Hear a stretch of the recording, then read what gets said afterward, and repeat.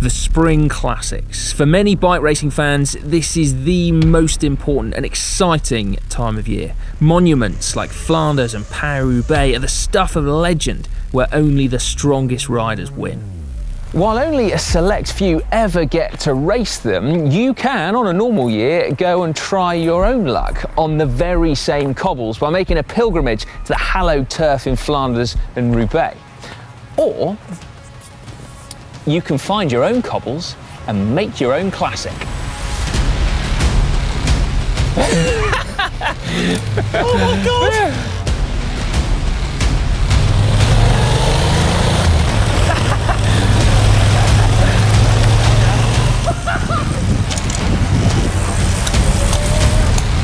The final now, we can hear the helicopter. Bristol's answer to the Koppenberg, Sean, how does it compare? It's worse than the Koppenberg.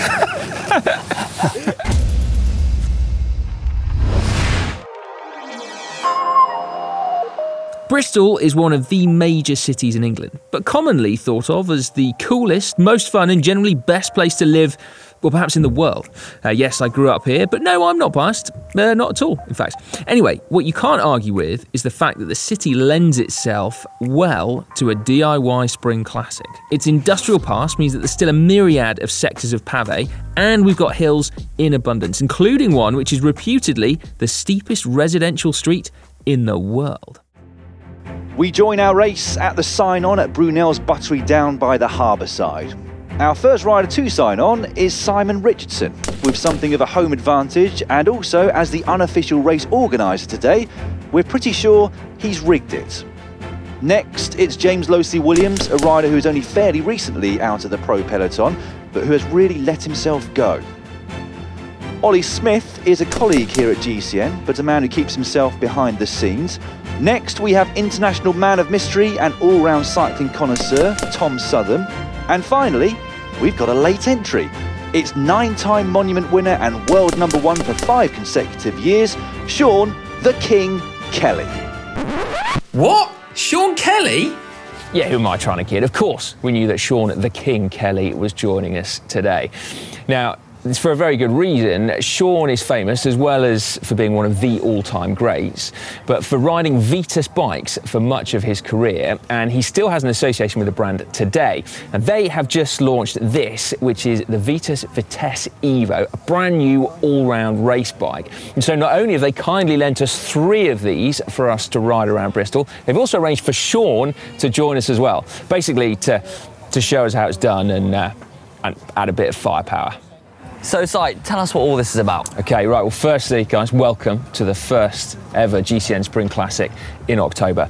Now, the idea is simple, okay? We've plotted a 25-kilometre long route that includes 13 sectors of pavé and 2 bergs. Now, this does differ from a normal race. It's 10 times shorter than Paris-Roubaix, for example, but also because Bristol is like an actual city, if we were to race around it, we'd cause chaos and at least one of us would probably die. So instead, this is a points-based system where points are going to be allocated as to your finishing position on key, safe sectors of cobbles. Then we're going to finish on the Velodrome de Queen Square, okay, where it's triple points on offer. Oh, okay. Okay. Normal UCI rules apply. So you mean no riding on pavements? Exactly, yeah, and also no urinating in public. So, right, should we do it? Let's go. All right, you ready? As the peloton rolls out, I will quickly talk you through the route. It pays homage not just to Paris-Roubaix and the Tour of Flanders, but also Liège-Bastogne-Liège and Strade Bianca. And it's with these two that the Spring Classics really kicks off. The peloton will make their way out of Bristol and up the Côte de Providence lane before turning onto a sector of Strade Bianca. Or perhaps Strada Grigio, to be strictly accurate, for Sector 1 and 2, over the iconic Clifton suspension bridge and then quickly into pavé. After that, the cobbles come thick and fast. Sector 3 is our first Flandrian hill, Albert Hilberg, and then more pavé before the Muur van Totterdown, and then a hectic finale before the Velodrome du Queen Square.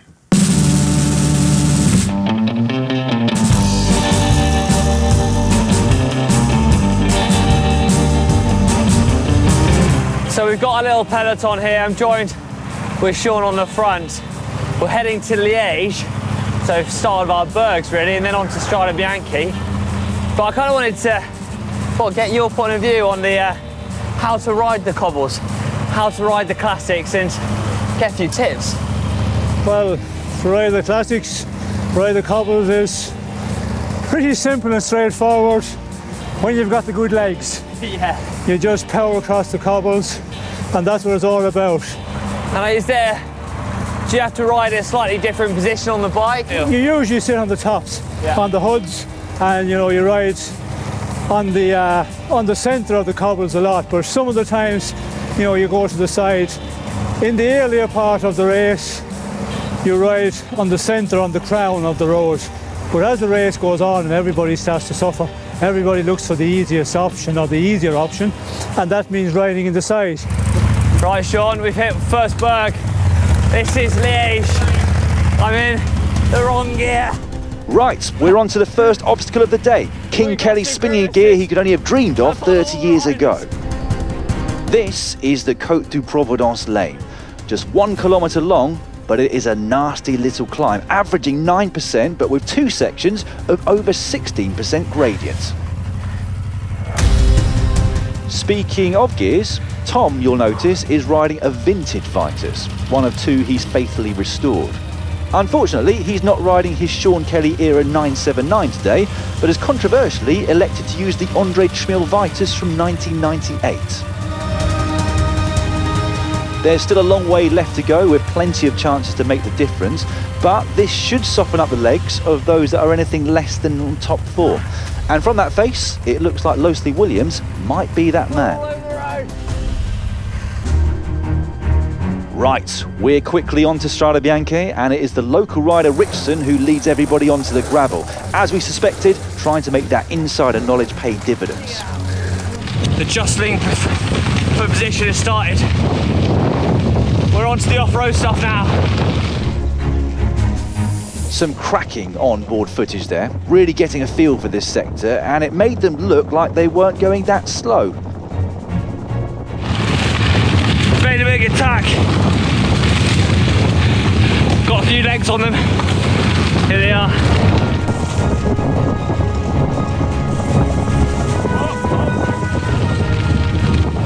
It looks like Kelly's already looking for the smoother line on the grass. Strade Bianche is one race he actually hasn't won, although that's because it didn't exist back when he was racing.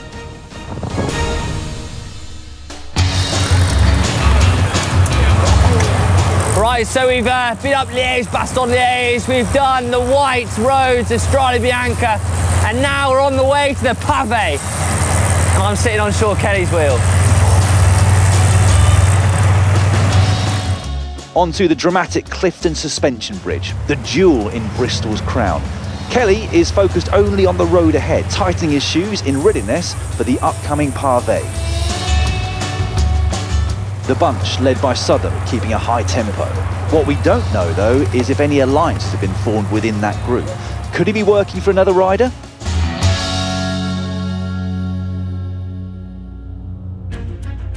Onto the first section of pavé now. Southern leads, Kelly in second wheel. It's only short, but it is particularly rough.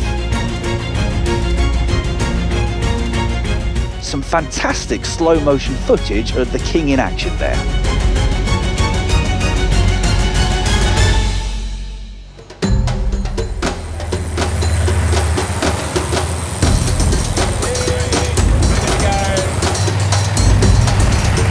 Running to sector 2, King Square, short, sharp sector of pavé.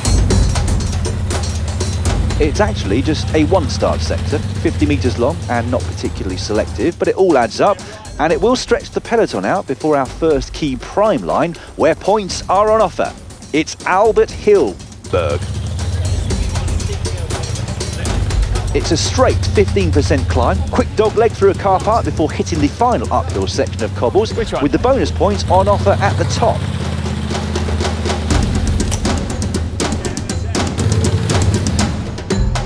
Southern emerges first from the car park, probably just trying to keep on top of his 22-year-old gear ratios. Kelly, once again in second wheel, spinning a fast cadence and floating over the cobbles.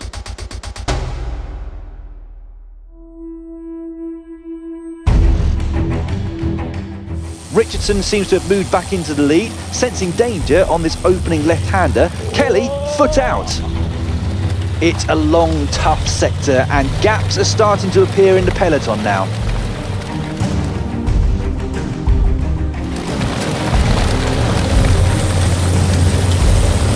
Just as well, we're onto the feed zone next, and a bit of recovery before the biggest and most dangerous test for the riders. Right, unlike a proper spring classic, even one in October, this is not the kind of race where you grab a musette at 45k an hour. Instead, you grab a flat white. So while we're just taking a moment to drink our coffees and eat our cake, we're going to dive into some bike tech. Vitus has a colourful history in cycling, right back to their origins in southeastern France in the 1930s, through to its rescue from administration by CRC, who've now reinstated it as an independent brand with its own independent, passionate team behind it. There are a whole load of very famous Vitus bikes from over the years, but perhaps the pinnacle was the 979, one of the most successful race bikes of all time. A lot of that perhaps down to Sean, but also a number of other very famous riders used to race it. With this Vitesse Evo, modern Vitus are looking back to their roots. It is a proper race bike, designed in-house and then refined with input from Sean and also the Vitus Pro team. Now, it's not an out-and-out aero bike. They have one of those in their range. So instead, we're going to start with the weight. It's just 840 grams for a size medium frame. But actually at the top of Sean and the Pro team's list of priorities was lateral stiffness. And to that end, Vitus say they've boosted lateral stiffness by 34.9% across the board. And the bottom bracket has improved a whopping 50%. The improvements in lateral stiffness don't have to come at the compromise of compliance. You can see with the drop seat stays and the integrated seat clamp, plus some carbon wizardry, Vitus say there's plenty of compliance in here. Plus, you can fit 30mm wide tyres in here. It ships with 25mm wide tyres that are tubeless ready, and that is something that I definitely wished I'd taken advantage of before the start this morning. So it wasn't your fault? No, definitely not. Now, what I didn't tell you is I actually pumped size tyres up to 110. So he might be struggling on the cobbles. And it was Sean's idea, to be fair. Now, another thing that's clearly been taken from the Vitus Pro team and Sean is the geometry of these bikes. So the stack heights are really low and the reach is nice and long across the board, from size extra small right up to extra, extra large. This bike is actually Sean's that I borrowed to demonstrate on. He has unsurprisingly chosen the range-topping SRAM ETAP Access version. All the bikes share the same frame set, right down to the 105 equipped entry-level model. Now, it is a far cry from the bike that Sean used to race on, that's for sure. Not least the gear ratios that you get on SRAM Red ETAP. I mean, the bottom gear here is minuscule compared to what he used to have to race on. Okay guys, come on. Drinking coffee and eating cakes, you're not going to get fit. Right, hang on a minute. Wait a sec, sorry guys, hang on.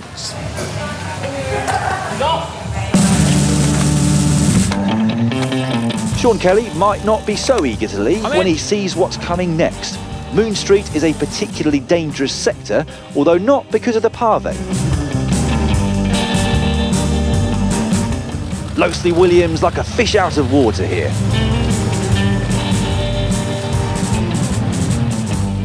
It's out of the frying pan and into the fire though. This is now the big one, the Muur Van Totterdown. An average gradient of 22%, but a maximum gradient of 33%. Eye-watering stuff. And it's Losi Williams who's attacking. This actually looks quite impressive. He's got daylight behind him. Can he hold on till the summit?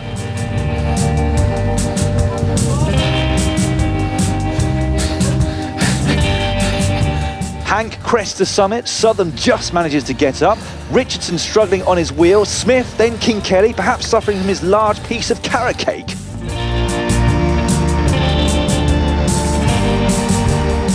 We are on to the finale now, and it is all still to play for. Down onto the harbour side, we've got just 2 kilometres remaining, all on pavé. Southern still looking ominously strong. Kelly using every inch of the road to fight back to his preferred second wheel. Losi Williams fighting hard for it. The pace is really high now, perhaps even over 30 k's per h. Oh.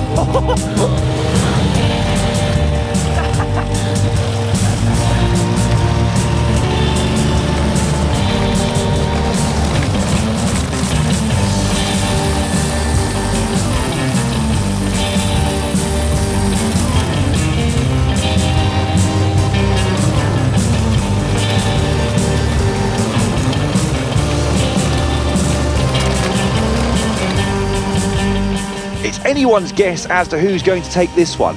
Out of the final corner, and it's Smith on the left of your screen. Southern and Kelly locked together in the right, and oh, that was close.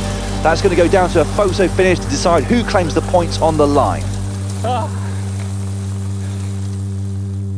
Final confirmation there. Kelly takes maximum points, making up for a poor showing in the Muir Van Totterdown to take the win.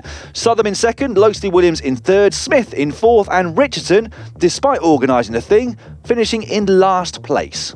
It was a pretty easy one, really, but it was good enough for me in my fitness level at the moment. But yeah, it's nice to ride, you know, cobbles, and some of those sections we're riding very nice, and some difficult sections. And you know, in built-up area, it brings back a lot of memories. Of course, you know, when you're in Belgium, you have that sort of cobble sections in the towns and villages, going through the streets, where you know, in front of people's doors. Sean, the Vitas guys were saying that you had quite a hand in developing this bike. What in particular were you focusing on when you were giving your feedback?